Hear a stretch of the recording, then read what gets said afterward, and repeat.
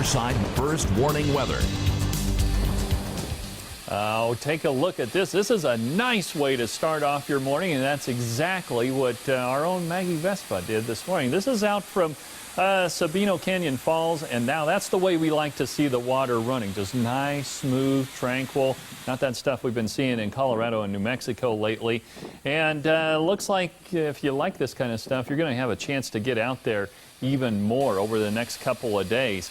And then the current conditions right now at the Tucson International Airport, 89 degrees, 57 degrees on the dew point with 34% humidity. Feels like 88 with a south wind at 8 miles an hour.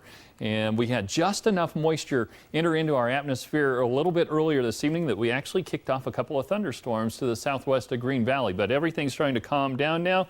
And look at those numbers right there. In case you like to keep track, we made it up to 101 degrees at the airport this afternoon. 95 is the average high for this date. But the record still remains intact at 104. And check out that low. That's what really impressed me. 80 degrees for an overnight low last night.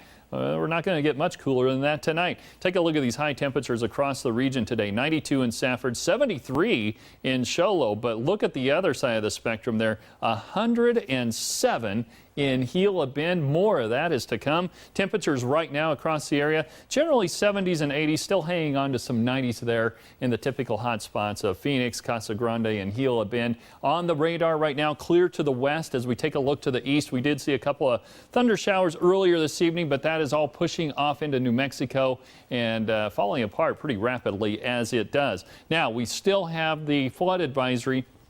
National Weather Service has actually extended this overnight tonight now into 10 o'clock tomorrow morning, and it's mainly for the Gila River. I've got that area highlighted right there for around Duncan. That's some runoff that came out of New Mexico and is bringing the Gila River up to its banks, but fortunately no severe flooding in that area, and things should be allowed to dry out over the next couple of days because this pattern is changing, and that low pressure system that brought all the rain is pushing off to the east, and by the end of the week we will see the hot weather continuing across the southwest as this pattern is a dry westerly pattern, all that tropical moisture being shoved off to the east. Well, here's what it looks like for your daytime highs tomorrow. 89 in Wilcox, a slight chance of thunder showers over the higher elevations of Graham and Cochise County, but again, as you can tell, they're well over 100 degrees in many locations west of Tucson as well. 77 for an overnight low tonight in Tucson, and then take a look at that 7-day forecast. I've mentioned it before, and it's just really hard to believe we're this close to the official start of fall,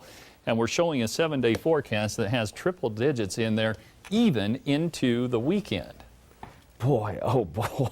Yeah, and no lightning bolts, no raindrops on there, so. So, of course, all the flooding in Colorado. Yeah. And then right